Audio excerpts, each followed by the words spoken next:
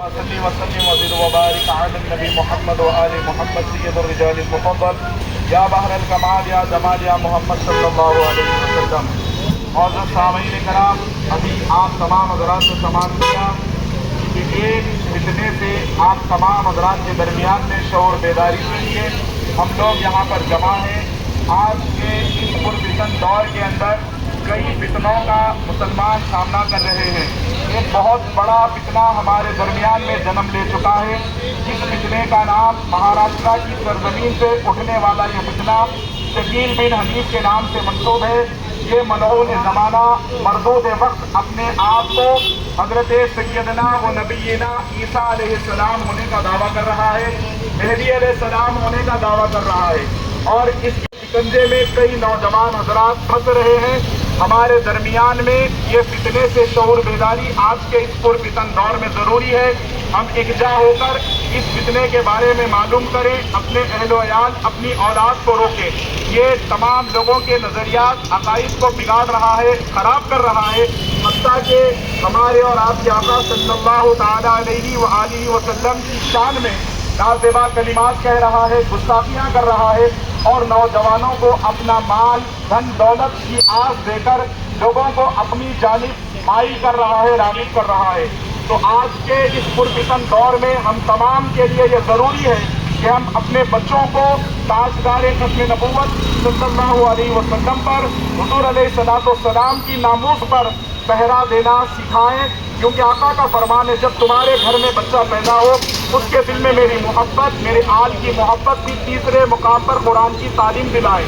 آج اس کی وجہ سے ہمارے درمیان میں ایسے فتنے سر اٹھا رہے ہیں جو اپنے آپ کو شکیل بن حنیف نامی عیسیٰ علیہ السلام ہونے کا بھی دعویٰ کر رہا ہے، اور یہ اپنے آپ کو مہدی علیہ السلام بھی بتا رہا ہے، اور اس کے شکنجے میں کئی ایسے ہمارے نوجوان بھائی آ رہے ہیں جس سے ہمارا ایمان برباد ہو رہا ہے۔ اور حدیث مبارک ہے، نبی کریم صلی اللہ تعالیٰ علیہ وآلہ وسلم ارشاد فرماتے ہیں، جب کہیں برائی ہو، جب کہیں گناہ ہو، جب کہیں غلط کام ہو تو آقا فرماتے ہیں کہ آپ اس کو اپنی طاقت سے ہاتھ سے روکیں۔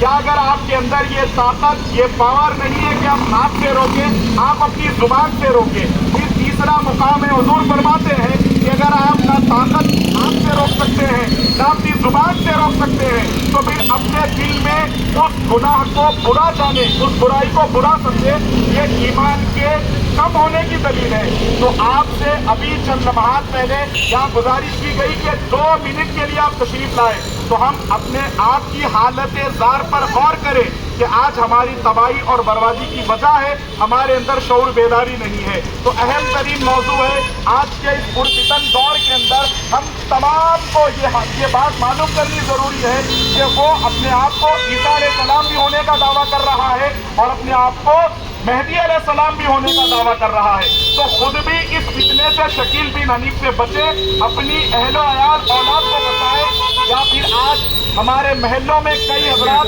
اس کا شکار ہو رہے ہیں۔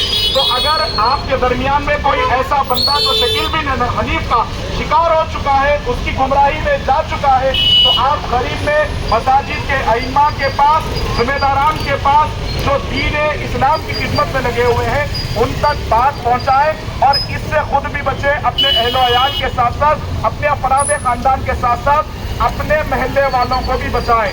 دیکھیے ہمارے آقا کریم صلی اللہ علیہ وسلم کے وصال کے بعد حضور نے فرمایا کہ حضور علیہ السلام کے بعد کوئی نبی اس کائنات میں نہیں آئیں گے۔ قرآن مجید کی آیت بھی ہے کہ اللہ رب العزت نے ہمارے اور آپ کے آقا کو خاتم النبیین بنا کر اس دنیا میں مبعوث فرمایا۔